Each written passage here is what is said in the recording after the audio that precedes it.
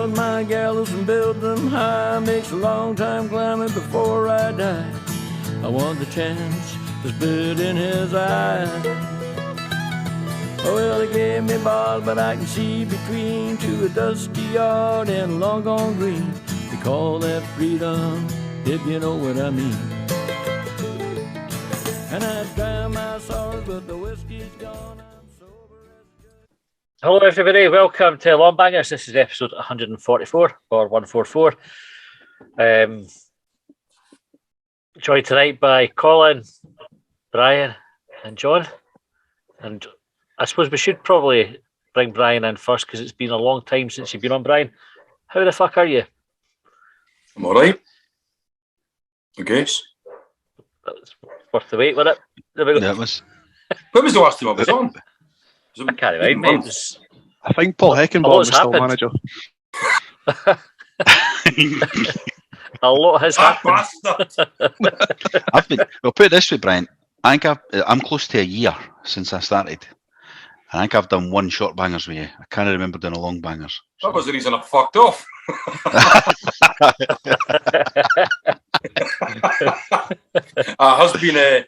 It has been a while, but I'd said to you that when I was got the game on Saturday, I was recognised by someone, which is worrying, given how long I've been away.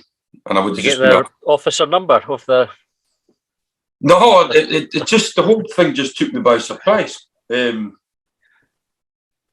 you know, I'm normally being recognised by angry fathers, so yeah, here I am. Nice. And John, how you doing? Aye, I'm all right. Feeling a wee bit left out though that you gave Brian the almost husky, breathless introduction. I just got John. Aye, Colin, how are you doing? I'm all right, mate. Aye, how are you? Nobody else asked. Aye, I know. John's moaning about the introduction he got. What did I get, John? Fuck all. Until it gets to Colin. So, think yourself lucky. Right, on tonight's show, we will talk about Hibs, one each with Dundee United, we review the game, probably discuss whether or not we think that's us effect for top six or not. Go through your listeners' questions and points, and then we'll have a wee look ahead to the derby on Saturday. So, Colin, I'll go to you first. What were your thoughts on the game on Saturday past? I thought the second half was a little better than the first half. We should have had a penalty, no doubt about it. Their goal came from a free kick that wasn't a free kick, and then shite defending. And I tell you, last week Harry Clark was the man, eh? So I was right. Oh, you did call so it. I think that's all to me. And John, I think Colin's pretty much summarised the game, eh? Like I thought Milkerson's miss. What about that? Oh, sorry, I forgot about that. I left you one. Good work from Mueller over on the left. Set up Melkerson to blaze it over the bar. And Brian, I returned to Easter Road for you as well. What were your thoughts on it all? I was a bit tipsy, but I don't know if I'm just getting miserable in my old age, but I felt bored. I've maybe been overly negative because when I read Hibs.net the following morning, I actually thought, was I even at the game or did I drink more than I probably should have? But second half was better. Colin said the second half was much better. But I just, you know what? When I seen the starting lineup with Mueller, Jasper and Milkerson, I thought now I'm going to see the what the plan is, what the future is. But I don't know. I'm probably being too negative. I think he is almost working with his hands tied behind his back with injuries and whatever. But I wanted more. That never stopped Houdini, by the way. I think it's like a shite excuse. So, John. So if we look at the games, the first half, I think we started quite brightly, and then Dundee United scored. What did you think of their goal? I might just make a point of referring to Colin's summary because it was shite defending. Hate Tony Watt. I hate him probably because I actually quite like him as a footballer, and there's a wee bit of me that wishes is maybe a strong word. wouldn't be upset if I saw him in a Hibs shirt, but obviously that's never ever going to happen because he's a Hearts bastard. But Mike Quitton pointed that out, actually, one of the talking points. He said that, is it wrong to hate him so much, or is it justified because he's a cheating get? probably justified because he is one of those players. Like I've mentioned this on our Longbangers before, that for the talent that he has, he doesn't need to stoop to the levels that he does sometimes. Yeah. Brunswick Bill was wondering, he did start a sentence by saying Tony Watt goes down easier than don't know, Brian probably best placed to answer that. Probably a Gillian Tailforth joke in there, isn't there? Like, yeah. Or who was it? Paul Ross? There was a story about him in that. That's right. On a roundabout somewhere. We're Empire or something, eh? Aye. Right. Aye. Better know. We don't know if it's Paul Ross, but a sort of minor celeb. Yeah, somebody like that. Might not be him specifically. Might not have somebody been else. Texted at 80295 and let us know. There's a lot of finger wagging Tony Watt though, eh? Well, did you notice that he's walking about like that? Highlighted on Sports Scene after the big fuss that they made about Ryan Rochester in it. I know. They've got any. It was at least 3-4 times I saw him doing it. I'm sure he done it more than that. Every time a decision went against him, wagging the finger at the ref. He is a wee twat. Aye. It's like it's no a coincidence he's got the name that he's got. I think the finger wagging maybe has like bad breath, and he was just trying to waft it. Like every now and again to catch a wee whiff of his own breath and was like trying to waft it away with his index finger. Trying to win his inner Ross Chisholm. Yeah. And you said, Colin, you didn't think it was a free kick for Dundee United's opener. I didn't think so either. I just thought Cadden was stronger than him. I just thought Cadden was stronger than the guy. It wasn't ever pushed him. It was just kind of shoulder to shoulder.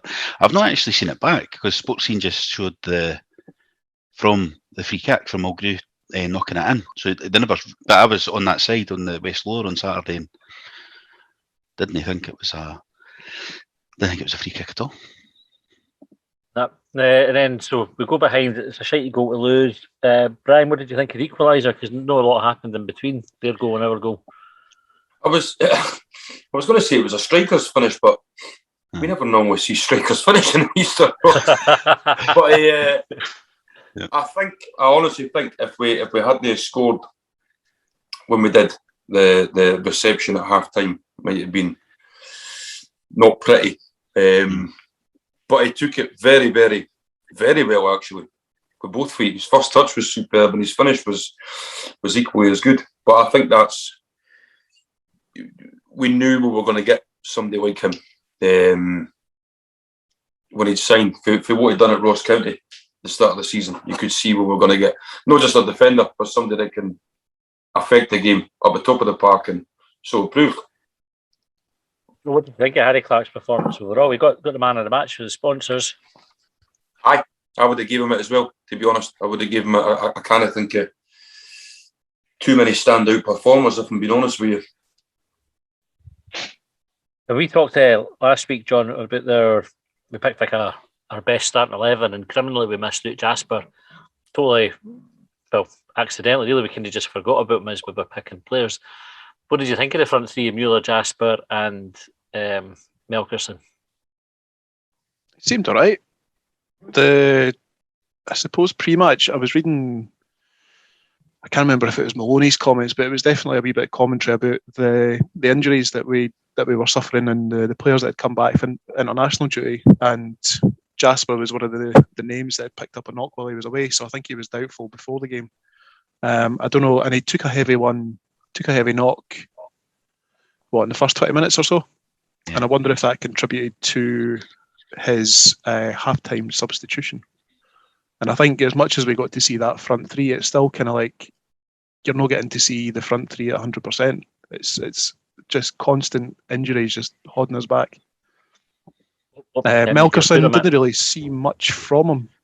But again, I don't think that's a reflection of him. I think that's probably a reflection of the ability to get the ball to him. And Colin, you said second half was better. What made it better for you? I felt we were going forward a lot more. Like we looked like we were attacking. I think Clark got shifted to the right hand side as well. That seemed to he was playing well with Cadden over on the right. And Henderson came on at half time, and I thought he was decent actually. I'm yet to be won over, like, but I think I thought he made a bit of a difference when he came on for Jasper at half time. One thing I wasn't sure of when he took Newell off was I thought that was a bit of a strange sub, unless he was injured, because I thought Newell was doing more than Doyle Hayes. But then he was still leaving at that. You're leaving one central midfielder, or you're putting Henderson back in there, who's not exactly. Well, I don't know. He maybe is a central midfielder, but he looks a bit lightweight for me to be playing in there. So I thought that was a strange sub. But he was doing that with an eye on the derby, maybe. Maybe. I saw a suggestion somewhere that Newell went off injured, or he'd also taken a knock. So I don't know if it was precautionary or whether it was He walked off the whole way. bullshit or way what. around, didn't they? They went the long way around and everything. Yeah. I don't know. Maybe it was a protection thing, like Matthew was saying. About, I don't know if you noticed the incident came out. It was first half. Just when you talking about Maloney, I'm taking him off. Dundee United kind of stopped for an impromptu water break. Did you see that when we were trying to get the game started again? Did you see how mental Maloney was going about it? That's like the first time I've seen him actually fucking raging about it. But you Brian, and you were in the West Lower on Saturday, Brian, weren't you? Aye, And to my mind, I think they 2 or 3 times they just en masse turned up for a drink. They were just trying to slow the game down, though, weren't they? As soon as they got that goal, they were just a draw was suiting them. Yeah, and it's when you've got Don Robertson as the referee, then you can do things like that because he is fucking brainless. It was terrible. John, what do you think? He booked Mueller for diving, let Tony Watt away with, I think, 3. There was 3 obvious ones. In fact, one where he was actually waving him to get up, and they'll be stupid. What's the difference between a bookable dive and a non-bookable dive? I don't know. Green jersey. Is it if it's in the box? Could be. So if you're trying to gain a penalty out of it, as opposed to just a free kick that might lead to a goal or whatever. Yeah. I don't know. I actually can't remember the dive that you're talking about for Tony Watt. He had a couple. And he had one out in the touchline that was a shocker, like out in the East Stand side. That was one where the referee was like, "You're fucking stupid." Our goal, in fact, came from a dive from. He tried to do came in and pretend they'd been barged in the back at the touchline. Oh, that's right. Is that the one where he's had a dig at Dougie Tripod as well when he's been on the ground, like after the whistle's been blown? Was that the same incident? Could have been. Aye. He's not a nice person, Tony Watt. I wouldn't want to make the podcast about him, but I wouldn't want to see him in a Hibs shirt. I just think he's a prick. I wouldn't. He is a helmet. I do have a couple of more questions coming about him. I don't know if you just want to get rid of them before. Go for the call. Go on. Well, Moira Stewart asked, does Tony Watt have long legs that look wee or short legs that look long? Or is he just wearing wee socks? That's what she was asking. And Ziggy Greaves was wondering who you think his favourite character for Rainbow is. So the legs one, I think he's got long legs that look wee, and his socks are really pulled up full, but they just didn't look it. Can't get socks long enough. Aye, it's like a proper optical illusion. Yeah. I'm honestly trying to work through the permutations of this. How is it that the lower parts of his legs are wee? No, are they too big? And his socks are pulled up the maximum length. Yeah. But his upper legs are regular size. Small. To compensate. Right, okay. Aye, because that's why he's got a tattoo on one on the big bit, and then he's got like the burn shin pads on the wee one. If you imagine, John, right, the best way to describe him like a dwarf on stilts. Right, okay. I think if you've ever seen that. No, was that the sequel to Snow White and the Seven Dwarfs? Could have been. And his favourite, what was our favourite character in Rainbow? Aye. I bet it was George. I'd have liked George, and he's exactly the sort of person that would have liked George. He done a lot of finger wagging at Zippy, didn't he? Aye. Confirmed. That's where he gets it for. Yeah. Brian, did Oh, you like a ladies, bit of talk a Rainbow when you little. were wee? I think I did actually. I think I did. Did they ever confirm if Bungle was a friend of Dorothy, shall we say? George, isn't it? George was effeminate, wasn't he? Like, Bungle was the bear, yeah, Bungle was a bit. I thought George not like Georgina though, like that I'm sort not of sure, like. George. Oh no, I thought it was like the groundbreaking stuff in the early 80s, like Could have been. effeminate characters. Bungle had a bit of the C3PO about him. you could just tell they were all off their tits. Aye. Anybody listening to this will be thinking the same though. Eh? Came on to listen to Hibs Dundee United and I'm talking about fucking the merits of Rainbow. Fucking stupid question. Who was that? Moira Stewart? Moira Stewart, I think what she's up to these days anyway. Was it Ziggy? Was it no Ziggy? Oh, that was Ziggy. The Rainbow. The Rainbow one. Okay, the penalty shout then, John. Mueller goes down, gets booked for a dive. Did the referee get that right? Not done. We could do this in the style of Danny Dyer in the ball. Was he right? Or was he wrong? You mug. See, if I'm being totally honest, when I was watching it at the time, I thought that's a stinking dive. But when you get to see it further angles that the referee doesn't have the benefit of, it's a penalty. Unifamous 5, John, eh? So you're I was watching it in Livingston on Saturday. I never made it through because I was busy doing some other stuff. That's probably why I didn't remember the Tony Watt dive. Maybe it wasn't shown on Hibs TV. Bye. At the time, we looked at dive.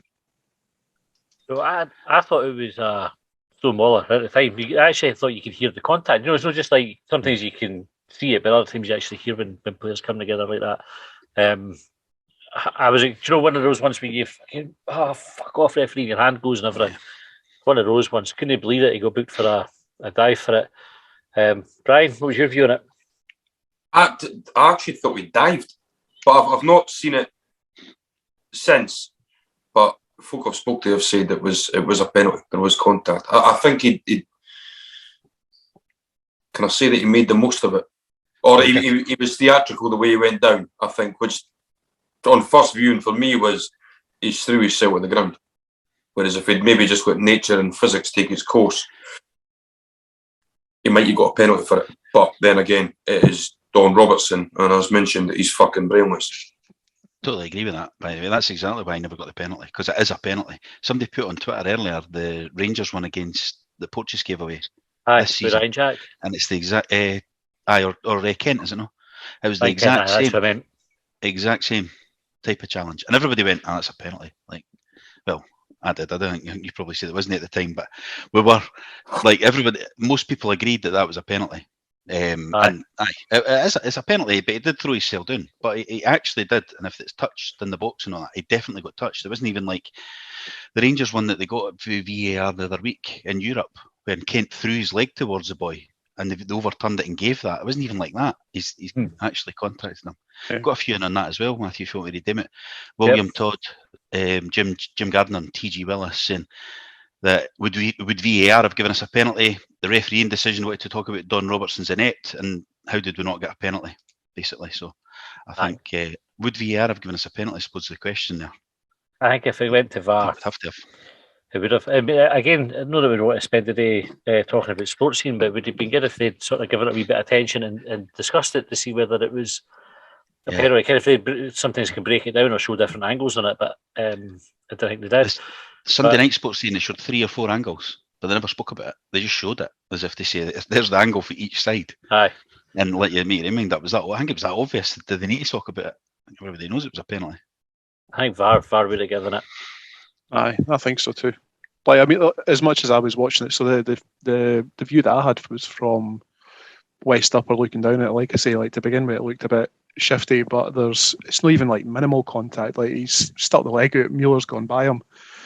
And I think it's a weak defence for the referee to say that the manner in which Mueller went down, because the penalty isn't judged on how the player goes down. The penalty is judged on the contact. That's what they're looking for. Yeah. And the fact that Mueller's been given a booking for it is a bit outrageous as well, because that could obviously have ramifications later on in terms of disciplinary points or whatever. You can appeal bookings for dives. I wonder if they'll do that. That's one If of the ones we- you can appeal a yellow for. If we'd got the penalty, who would have took it? Aye, don't know. We spoke about that last week, eh? Like, who has Aye. the penalties? Melkerson, I think he would have been Oh, all over it. Or Mm. Henderson, maybe. He looks like he'd be the sort of player to be on a set piece. Maybe Mueller would have just gone for himself, like gone for that, like grabbed the ball and kind of elbowed everyone else out the way. No, I'm taking it. Yeah. Would have gone for that. See, it's one of those ones that if referees gave penalties when players stayed on their feet or tried to stay on their feet, players would feel the need to chuck themselves down them. But they didn't. And so they kind of I have some sympathy with the players for it, especially when there is a foul there. I didn't have any sympathy when they did when there's no contact or whatever. That's just fucking cheating. But I didn't think Mueller cheated. And then I suppose the only other thing that happened in the game after that was Melkerson's miss. So, Sure. Brian, where does that rank on your list of misses? It was bad. That was bad. Have you ever missed something like that, Brian? No, it was fucking conical, John. The Leith Loud drop, as they called me. Nobody He could, did. he could have taken a touch, though, couldn't he? He had that much time. I don't think he. I'm guessing he never realised how much time he had. But he pulled the 9-iron out the bag. That's for sure. What do you think, John? Was it as bad as you think, or is there any mitigation for Melkerson that you could have some sympathy with him? I don't know if it's mitigation, but my mate and I were having a laugh when we were watching the game because there was a couple of occasions, I think, where Hibs player, I think Mueller was one of them. He had a chance before the penalty incident where I wanted him to hit it first time when he's left. And he's obviously taken a touch. And then you've got the opposite scenario where Melkerson takes it first time and he should have taken a touch. And it's just, I mean, it's no, how do I put it? It's no forgivable because you'll get someone on saying, "Oh, you're just accepting mediocrity if you say it's forgivable." But I think Maloney's comments afterwards saying that he's a young striker and he's going to get the opportunity. He's going to have opportunities like that, and it's going to happen again. He just needs to try and learn from it and stick it in the back of the net next time. Of course, we can always blame it as well on the fact that he's that's only his third or fourth game on a grass pitch. Still getting used to the bounce. But they did tell us he would take a while to get ready. We were eager, the fans were eager for him to get played. Maybe the club weren't playing him because he wasn't ready. And we've had to, through necessity, play him. And that chance maybe shown he wasn't ready. What do you think his game all round on Saturday, Colin? I didn't really think he was in it. But then, you know what? It's not that different to Nisbet this season, is it? Maybe it's the formation doesn't help, the number 9. Because Nisbet's been getting criticised for pretty much that kind of performance, probably, without the chance, because Nisbet wasn't even getting a chance, was he? But so Nisbet's been getting criticised all year for it. Now the laddie's doing it. Maybe it's just the formation. So we come away with a point. Full time puts us in 6th place, I think. Yeah. Now, I'm not going to try and work out all the different permutations of what needs to happen for us to be top 6. But somebody summarised, I think it was LG and Cow on Twitter, it just says if we win, we'll be top 6. Yeah. Go to Tynecastle on Saturday. Quick round the table. John, are we finishing top 6? Aye. And Colin, what about you? I think we might. I think we might draw though at Tynecastle. But there is a way we draw. We can still make it. I think if Aberdeen maybe draw. I think there's ways. I'm not going to get in it. I would be here till fucking Saturday talking about it if we try and work it out. But I think if Aberdeen draw and we draw, we finish above Aberdeen. I think. Yeah, we're above them now. So if they get the same point as us, then. And if Livingston beat Motherwell, then we can get away with a draw as well because we beat Motherwell on goal difference or something. There's loads of Saturday's going to be a fucking nightmare trying to work it out. Like. Aye. It doesn't matter because Hibs are going to win. Aye. If we win, it doesn't matter. Exactly. Aye. What do you think, Brian? Aye, top 6. We'll win on Saturday. Comfortably. I have a feeling that it's going to go horribly wrong on Saturday. It's fucking. I think we won't win, and I think it'll be one of these ones, kind of like where we think we've got away with it, and then in the last minute in another game, somebody will get a fucking deflected goal in or something, and you'll be like, oh, for fuck's sake, and then that'll be us, bottom 6. And then I think we'll be... looking over our shoulder. I don't think that we're in any danger playoff place. I think we'll finish bottom. I don't think we're in any danger of the playoff place. But you have that kind of wee memory back to the Butcher season. By the way, this is what happened. You're like, we only need a point or a couple of points and we'll be fine. And it just fucking never came in. whoever finishes in the bottom 6, whether it be Aberdeen or us or Livingston or whoever else is that are in there, are all in danger of it, because St Johnstone have started winning games and getting decisions going their way, and they're only the one you play. You're going to have to play them. So if they win that, you're within about 4 points then, or 3 points or something. Aberdeen, I think, if they lose to St Johnstone after the split, they'd be only 3 points ahead of them, and then they still get to play everybody else. So you're no safe unless you win the first couple of games after the split. I think Dundee are done. I think they're away. Like, I think Dundee United will probably do them on Saturday, and then that'll be them. But St Johnstone are they're scraping at the 1-0s with dodgy decisions in that now. So I think it could be a tough one. Fucking grim, innit? You play, I'm not religious, but the equivalent of playing that. Just get money on the opposite of what you want to happen, because that's your history of betting usually It's as close to God as you're going to get. This is true. The world's worst at gambling, so I'll put whatever I can on Hearts. Hearts to win. Fucking hell, feel dirty.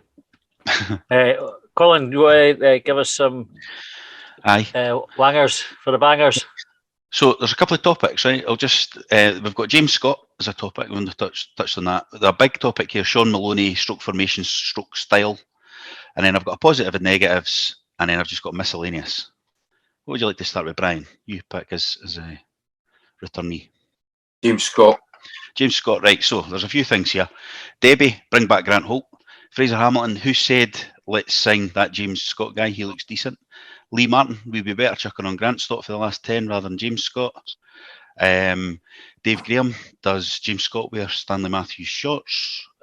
Jack asking, what percentage of the Easter Road faithful is in better shape than James Scott? Disco Stu, James Scott's the worst player Hibs have ever signed? ? And Darius Dinesh is asking, what do you think his favourite type of kebab is? So, is that Darius asking us what Darius's favourite kebab is, or James Scott? On the topic of James Scott. Yeah. I could go for chicken.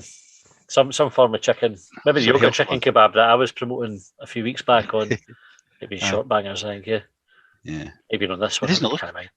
Doesn't look a donor guy, I mean, because that question there for Jack about the percentage of the Easter Road faithful in better shape, you're looking at probably less than 1%, I would imagine. Even though it's a wee bit that James Scott is unfit thing. It was like something Jack Ross said in an interview, and he doesn't look unfit. Like, I don't think he looks unfit. He looks doesn't look any different to when he came here. He doesn't look active on the pitch, but he doesn't look like he's blowing his arse either. I think it's just a wee bit of myth that's growing, and there's certainly no many in the stands that could claim to outdo him in the beep test. Like, can I be a wee bit controversial? I thought he was all right on Saturday. Did you? Didn't think he did. I don't think he did anything spectacular, but I didn't think he did anything really wrong. I think he had one bit where he could have run into a bit of traffic with the ball, where he could have passed it. But how many times we've seen other players doing that? Like, that's something that other players do as well. The one thing that got me and probably pissed me off, that's clouded it, as well as all the folk messaging in, obviously, is somebody played a ball to him late on. I can't remember if it was Henderson, and it was a decent ball, and he just stood and waited on it. And I thought, and the defender just nipped in front of him. I'm going, for fuck's sake, just move. Yep. You know what I mean? It's like schoolboy stuff. Like, move to the ball, didn't stand and wait. I don't know what you're talking about, but again, there's loads of times where you've seen that ball get played and the defender just misses it, and the players anticipated it and Ken has held a position. He's not the only one to have done that. No, everybody comes inside to meet the pass. Maybe if he's seen a United defender and thinking he's going to get there first, he needs to be on his heels. But folk were got mental about that round about me, and I was like, I can sort of see why he didn't. If I was giving him the benefit, right? He's hoping rather than actually impacting the game. He's hoping that somebody's going to miss the ball. Then go and work and win it yourself. Brian, you're a fan, James Scott. He's still a young lad as well. Another thing to remember, he's like early 20s, isn't he? Like 20, 21, 22. He's younger than Porteous. Aye. I was excited when we signed him. Even with his injury problems, I was excited when we signed him. But I'll be honest with you, he has done absolutely hee-haw since he's put a Hibs jersey on. And I think we sometimes forget these guys are human and confidence and whatever else. It's the same in any line of work. If you're not feeling it, you're not feeling it. Things go wrong and it goes from bad to worse. You can't catch a break. But even taking that into account, he has been utter dog meat. Quite simply, in my eyes. Yeah. John? He's not had the best Hibs career. I think James Scott's Hibs career so far can be summed up with one decent effort against Dundee in his debut. And I've not really seen anything since. And it's not been helped by the fact that Hibs' departing manager described him as being unfit. And you're thinking, well, you signed him, and what's going on at the club if he can't get himself fit? What does that say about Hibs' recruitment process? What does it say about him? And what does it say about him as well? And the thing is, we sit here and we talk about it, we speculate on certain things, but what's happening on the pitch for him, like Brian says, it's just not happening for him. And that's Hibs aren't really in the position where we can afford that, but also we don't have any choice because there's no other strikers. Aye, needs to do better. That's probably the bottom line, but that's the only way you're going to win folk around. The same way with this conversation about Jay Wright, it wasn't until we put in a couple of decent performances that folks started to kind of cut him a bit of slack. So, aye, Colin, go give us the topics again. Positives and negatives, and then we've got the Sean Maloney stroke formation stroke style, which is chunky. You want to pick one? I'll go for positives and negatives, please. Right, Vince Robinson, team showed some real resilience. Hibs win cups when there are marauding number 2 goal scorers on the side. Sandy McKenzie, I can see improvement every week and looking forward to next season. I can see the vision, and with all the young, exciting prospects we have to look forward to, in my opinion, he states. Because it's important to state that it's your opinion when you've just stated your opinion, I think. Gary says it's much better second half, but it's 3 points we needed. Can't get Milkerson's head out miss out his head. Brinswick Bill, can Harry Clark header the ball? If so, give him a shot at number 9. And Fatis Prickus, Short Banger's friend, asked, someone ran a poll to see if we should change Harry Clark's name to Hazza Klaza. The result was yes. Should we ask Hazza if he's okay with it first, or just go with it? So, was there any questions in there? Should we play Harry Clark up front, or should we call him Hazza Klaza? I'm for Hazza Klaza, like aye. I know. Aye. Should we check one first, or should we just start it? No, so he goes in the pantheon, Dougie Tripod, Ronnie Haggis, and now Hazza Klaza. Ronnie Haggis, he's not been in the team for weeks, eh? Like he made a couple of aye, he was on the bench. Aye. The bench was quite weak on Saturday, wasn't it? Like the first team looked better, but the bench, because of that, you look at the bench and you go, oof, not really got much on there now. But it was good. The first team looked stronger though. Colin, go back to the boy who gave his opinion. I forgot to get his name. Sandy. Is he me? Sandy McKenzie. Sandy McKenzie. I can see improvement every week. Look forward to next season. I can see the vision. And with all the young, exciting prospects we have, a lot to look forward to. So I would agree with that. I think we've seen a difference in the team. Even I think they look technically better. I know the results haven't gone our way, right? But I think we had something like 20, 21 shots on goal on Saturday. So it was like an attacking performance. We controlled the game, dominated it, I think. I don't think Dundee United would disagree that they probably escaped by a point rather than kind of had a well-earned point. They rode their luck a bit. I think there are signs of it coming together. It's just not happening quick enough. Do you know, it's maybe that if he gets a bit extra time.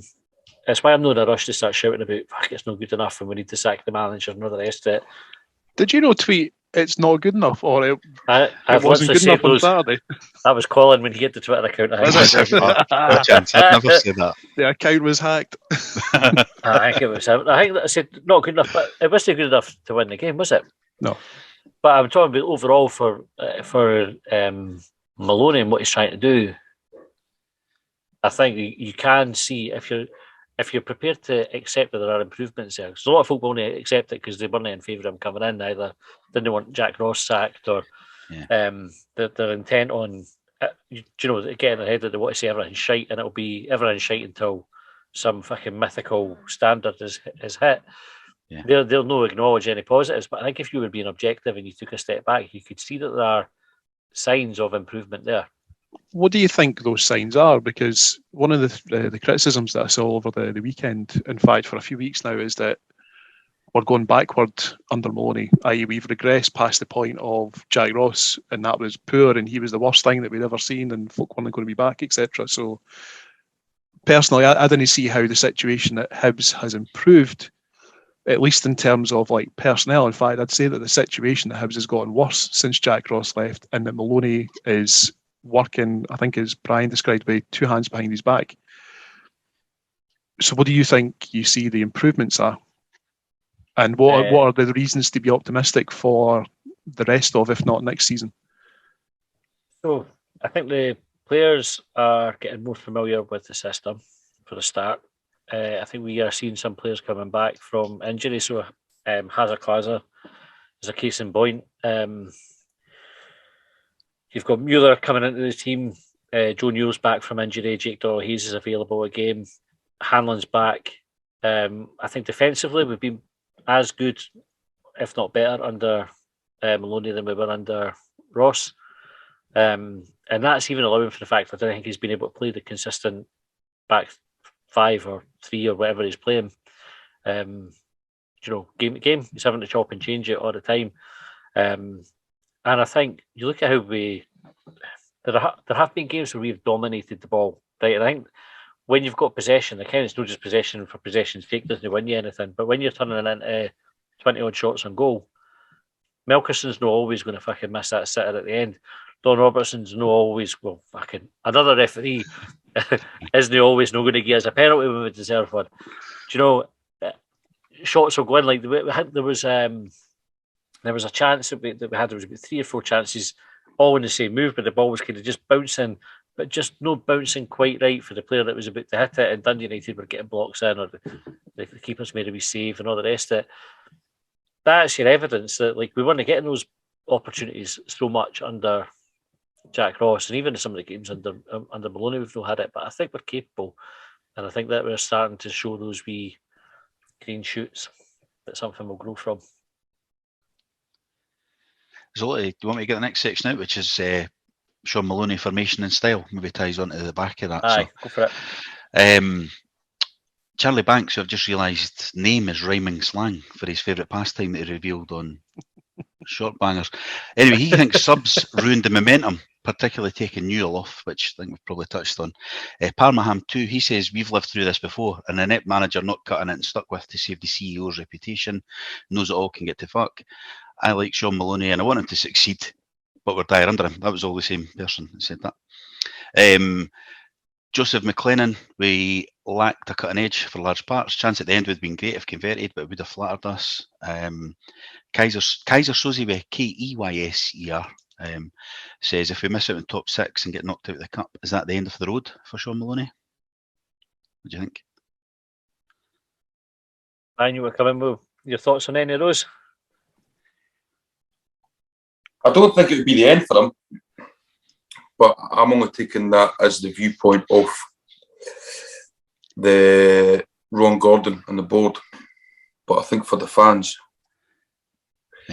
he would have to do quite a lot, I think, to get them back on side. He's it would be. I like the ideology of what he's got and what he wants to do. To be honest, I actually like the profile of the players that he's brought in, but I'm not seeing it. I'm seeing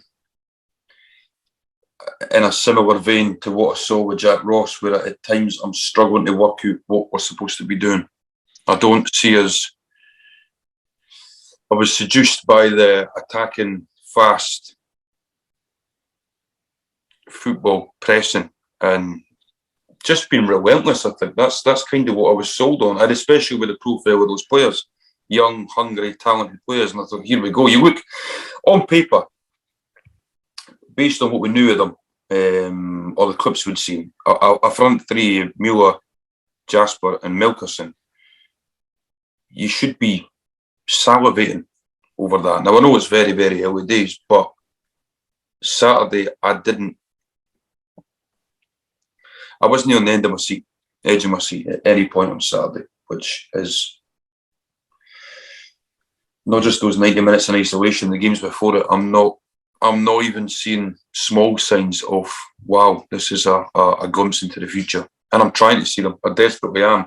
We've got the ball more, we're dominating games, but we've done that under Alan Stubbs in the Championship and never got promoted. We would just seem to pass it and pass it and pass it.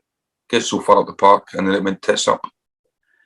There's a couple of questions on that would tie onto that as well, if you don't mind. So Junior says, why do we pass the ball so slowly? It's the same with throw-ins. Everything's done with no intensity, no matter the scoreline. Kaiser Soze, I think the actual Kaiser Soze says, is the formation wrong? And Liam Baldry, what's the point in our number 10s? Our main attacking threat's the wing-backs putting crosses in. Yep. But there's never anybody there. They'd be better dropping one of the number 10s and playing Deutsch as bad as he's been, because the formation seems a waste. And I don't know if I agree fully with that, but I think we're missing a man in midfield. Like, yep. There's too many of them up front that aren't really doing anything, and we're missing somebody in the middle, actually like a third midfielder. I don't know who that is, because the squad's kind of dry in them. There's nobody there. He's just had knee surgery. Hi, I know. That's McGuinness out for the season, isn't it? Which is bad news for him, bad news for us. I can't remember if it was you that said it, Colin. We talked about this, what's wrong with Hibs, and we spoke about the midfield, and it's that lack of a player getting past the player on the ball from midfield. Mm-hmm. Yeah. And it was the same on Saturday. It didn't happen. Like, Neil doesn't get in front of Doyle Hayes and vice versa. So you're having to go out wide for all the attacks, really. You can't get anything through the middle. So it's either the wing backs, but I noticed even Melkerson was drifting out wide to get on the ball. But when he was out there, it wasn't like whoever was playing on, whichever flank he's moved away from, coming in and taking his place. They just left a gap with nobody in the middle. So that's I don't know if it's formation. I don't know if it's just the fact that the players aren't quite there yet. But we're slow. We're slow with the ball at times. Yeah, I'm seeing the wing backs get the ball facing our goal and then a half turn. And then you've maybe got Jasper coming in, dropping in to get it. But we should be making the pitch wider, yet it just seems condensed. I never see Doig or Cadden racing forward onto the ball.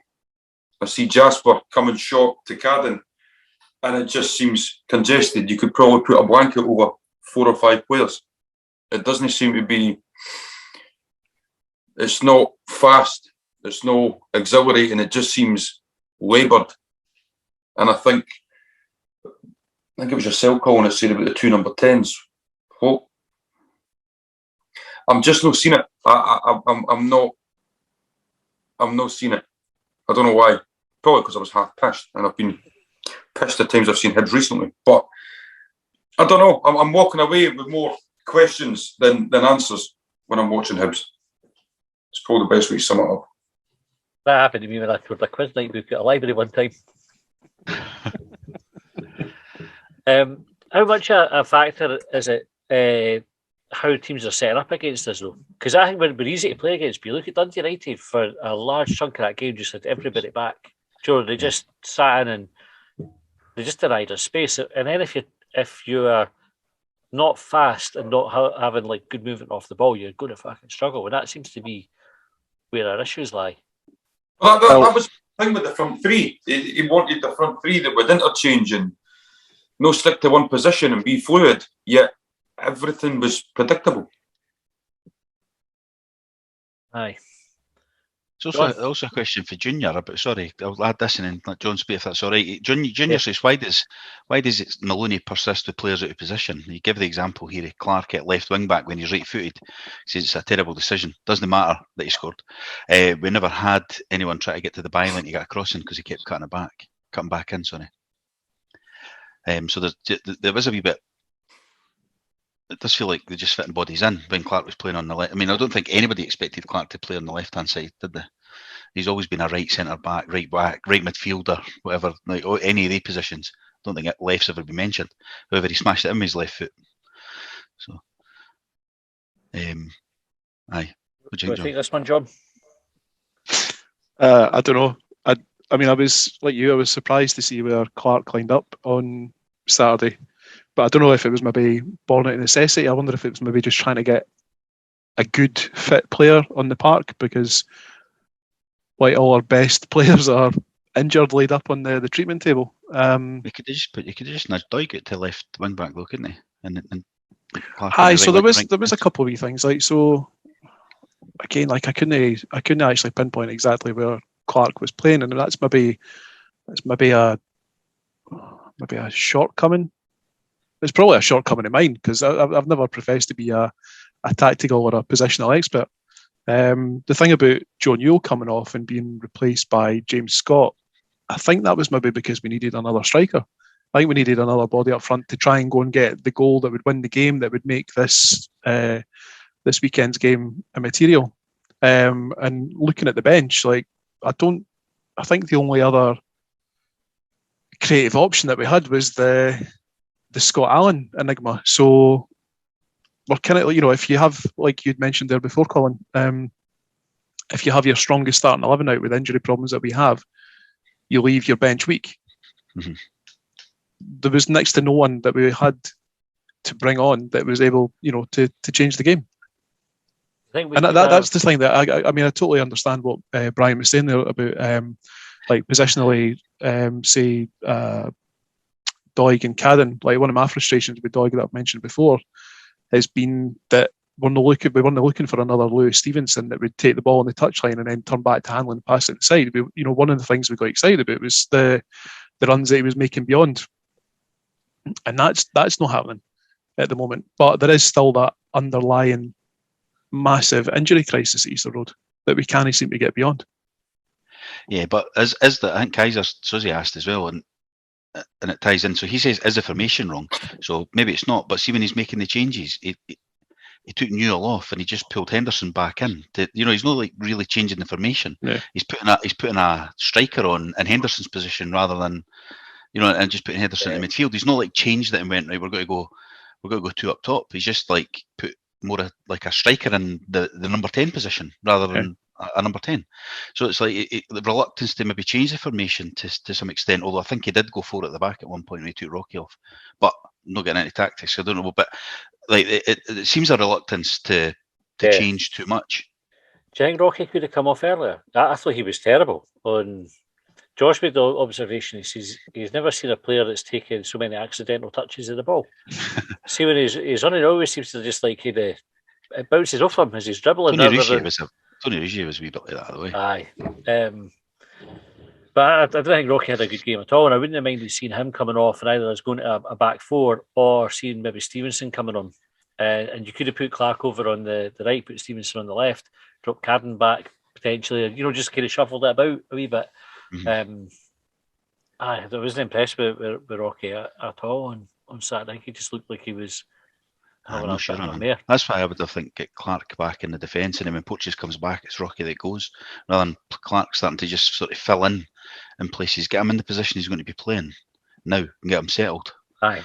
Well, I think Clark looks a player that's good enough that you want to play him in his best position and move somebody else rather than taking your best player and making them less effective. Make somebody who's not as good less effective and play him at his best. Yeah.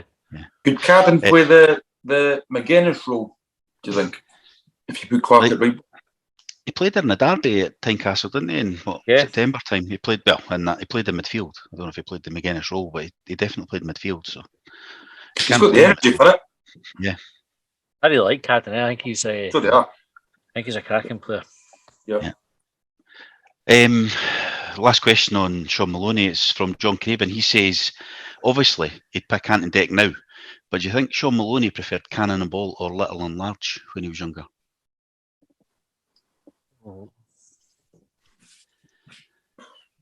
Cannon and ball. Sorry, Brian, I'm jumping in with an answer. Cannon and ball. Yep. Aye, well, that's quite shite, yeah. Aye. Ken, who was shite that loads of folk liked was Hale and Pace. I never took to them. I thought they were shite. Aye, they were on later on a Sunday. I used to watch it because it was on later on a Sunday when I was maybe in my bed and that. Wasn't a fan. No. You want the next topic? So I've got negatives, or I've got a miscellaneous. Negatives. Negatives, right? Mark McKenzie. That was not as bad as people. That's the wrong one. That was not as bad as people are making out. I'm looking forward to next season. We extension of the positives here, right? Sorry about that. Spiky El Rizzo.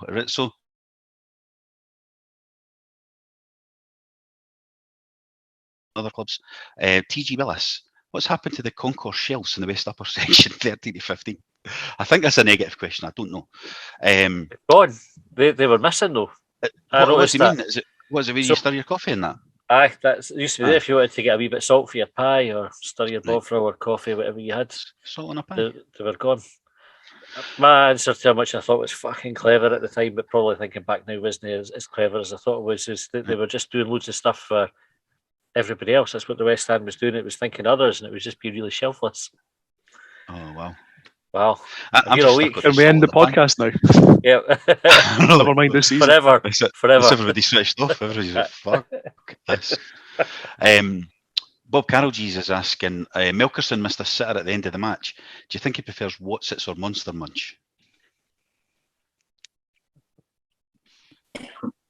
Any suggestions on that? I wonder if they've made it over to Norway. I don't know how far the Walker's brand extends. Is it Walker's that make them both? I think so. What do you think is Norwegian for Monster Munch? John, you're normally quite quick on your Google. Go and look it up. What Monster Munch is in Norwegian. You'll not get Watsits, I think. I think that's been made up word. I hope it's Monster Munchen or something like that. What about the bedwetters question when Lead Googles that? Do you think we've got a higher proportion of bedwetters than any other club? Nah. Well, before the Old Firm game yesterday, I might have said aye, but have you seen the reaction for the Glasgow Derby? Sorry. By the way, how fucking petty are Rangers? They tried to get the Old Firm in as many places, even on the wee bit coming out the tunnel. That's embarrassing, but that it shows you how much it fucking rattles them when you take the piss out of them for it. It was brilliant. They had the big fucking sign. I love to take the piss out of fucking Rangers saying, like, this is our city. By the end of the game, it wasn't even their fucking stadium. They're all fucked off home. Yeah. No, I don't think we've got a higher position. Yeah, John, what's Norwegian for Monster Munch? According to Google, it's Monster Munch. I wonder if it's one of those words about like, you ever watch BBC Alba and they use like a modern term in amongst the Gaelic? Yeah. I think it might be like that. Monster Munch obviously didn't exist when there was Norse Vikings kicking about, so Monster Munch is Monster Munch. What's such a better Monster Munch though? So I'll think Melkerson will go for them. Do you think so? Aye. I'm not a fan of the Monster Munch. The spicy ones just the plain cheese one, the spicy ones. The spicy Monster Munch, they're good, but I would have cheesy Watsits ahead of them. Would you? Aye. I like the roast beef Monster Munch. I did decent as well. Did you still get the roast beef Watsits? Don't know, you get spicy Watsits though. Were they ever a thing? Aye, you got beef ones. You used to get prawn cocktail Watsits as well, which were fucking amazing. Aye. But I don't think they do them anymore. I think you only get the cheesy ones. I'm going back to Google to find them. This fucking football podcast. Here's back on the topic. Michael Barrymore's asking, bottom six sounds like bottom six. Is that enough a reason to not want to be there? Depends what you're in it. I'm going to say yes. Brian? Yeah. Aye. But even getting top six is it's just shite. Thing is, whoever's in the top six, it's a European race because you're not that far off fourth place. But if you're in the bottom six, you're fucking relegation fight for the first couple of matches. Just got a couple of sort of miscellaneous things, if you want to answer that. It's not really even Hibs related, most of these ones. So Brunswick Bill, he's listening to Derek McInnes, and he said 3 times that his players asked the question of the goalie. And he's wondering, what is the question that the goalie's being asked? How many years have to elapse until the Fritzl family look back and have a right good laugh about it?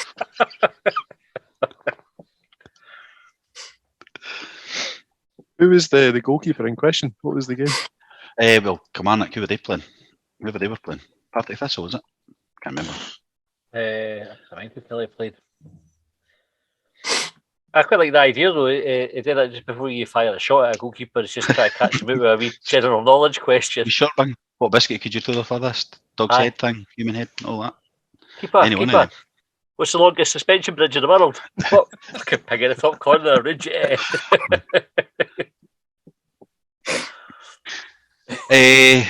Bob Holness asks, so Kevin Thompson infamously said, right, that he'd walk over broken glass to play for Rangers. Well, where the fuck was he yesterday when he had the chance? I don't believe a word he says now. That's a fair point. Commentary for them yesterday, do you know? Aye, he was. Was he? Well, Yeah. picking he's got way down in my estimation because he could have fucking put his money where his mouth was there. Yeah. That's me. That's Nice me, one. I think. All right, good section, Colin. Right, so last thing I can wrap up on then is preview the derby. Brian, how do you see it going? I know we can add some top six predictions, which is kind of tied into it, but how do you see the game plan in it? 2-0 Hibs. Hibs will dominate. Fuck knows why I'm thinking that, but that's where I am. 2-0 Hibs, and Hibs will dominate. What was in your cup? Just to bite me on the ass. John, how do you see it going? I reckon it'll be like every other game at Tynecastle. It's going to be pissing rain. It's going to be freezing cold. The pitch is going to cut up to fuck, and Hibs are going to win 1-0. Yeah, like every other game at Tynecastle. Aye, sorry. So the weather conditions are going to be like every other game, but the result is going to be slightly different. It's going to be 1-0 Hibs, 88th minute winner. Oh, I fucking love that. Colin? I'm hoping they're going to. I think they might rest a few because they're wrapped up for third place. Like there's no way anybody's going to catch them for that, and so they'll be wanting to win the cup, won't they? That's what they'll be focusing on. So hopefully they'll rest a few boys. I don't know how much that weaken's their team, to be honest with you. I couldn't even tell you, apart from Craig Gordon, who plays for them. I hope he plays, though, because then there's the opportunity that he might dislocate a finger or something, if we can get a shot away. I think it'll be 1-0. Rocky Bushiri to just melt him at a corner. Mm-hmm. Just put Josh Campbell and say, just run at him.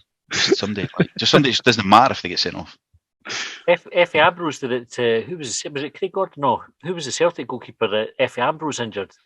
And then they ended up, so he injured him. Celtic then took Scott Bain from us, and we ended up with Scott Allen and maybe somebody else, and ended up fucking brilliant for the rest of the season. Was it Barkis? Was it him? Or is that? It was before that. No, Yeah, he came after, I think. I can't remember who it was. Who? Jonathan Gould. Let's go with Jonathan Gould. And what would you rather win the game and get top six, or save the win for the cup? So I've read this a few times. Is that the choice? Can we win both? No, is that no, not? you, that's not in the question. You can win both. It's a total hypothetical. I've not seen anybody saying that. Nobody's saying like, "Oh, I'll take both wins." In it's like that's what Hearts fans would be saying. That's what Hearts fans will be saying. Aye, and we're like, "Oh, what one do you want to win?" Like, I want to win fucking both of them. I would take the chance. Colin. I would take the chance on the draw on Saturday and the win next week. John, it's not one or the other for me. I want to win both. Right, that's not how that fucking question works, is it? Like, right? But it's just for fun, John. We're not. It's not like you're not accepting mediocrity or having a loser's mentality or fuck all like that. It's just for fun. You asked me this question, but there's so many. So I'm going out on Saturday. It's my mate's belated 40th party, so we're going out. Well, it's not a party. We're just going out and getting pissed. So we'll end up watching the game on some dodgy stream somewhere down in Leith. I'm not going to mention the boozer, but I've got an idea where it's going to be getting shown. That would be a really good day if we were to get pissed and watch Hibs. But then I'm also going to the game the following week with the same boys, and that'll be good.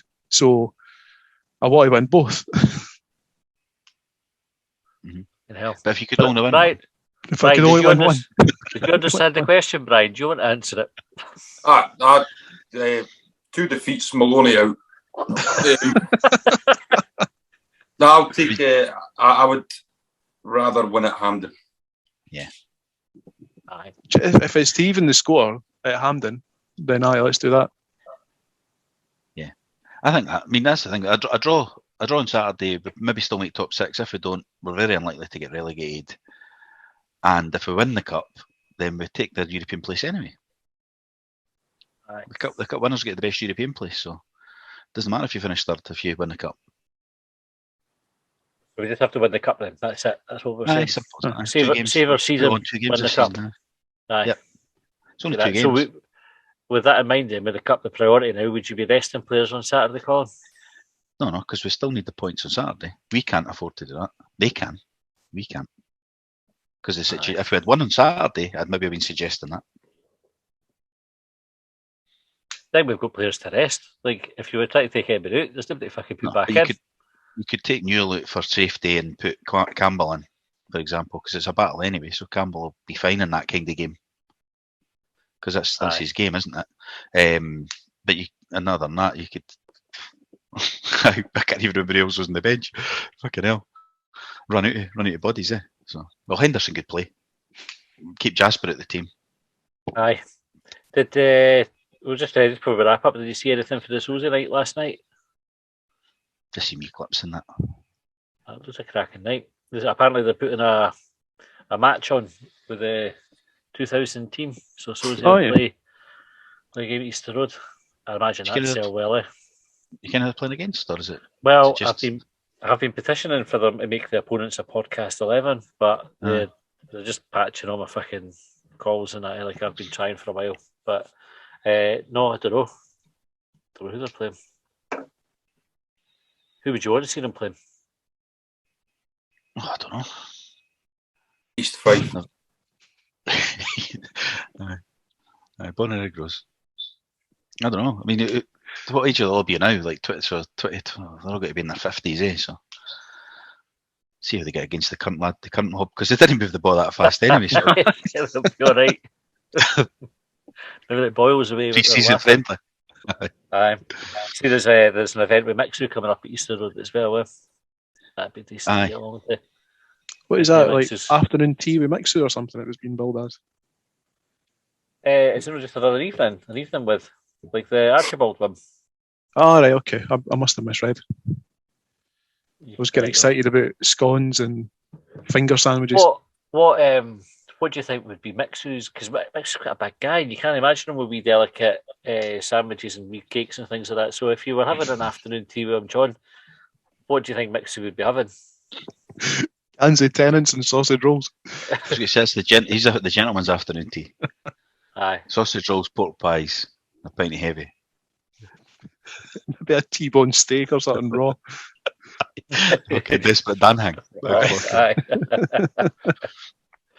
Right, on that note, we'll probably call it a night. We'll be back with Short Bangers on Thursday, so get your questions in for that. And we probably will do a quick bang on Saturday after the derby, win, lose or draw, and just get some fucking reaction to it. Hopefully a win. So until then, thanks for listening. We'll see you next time.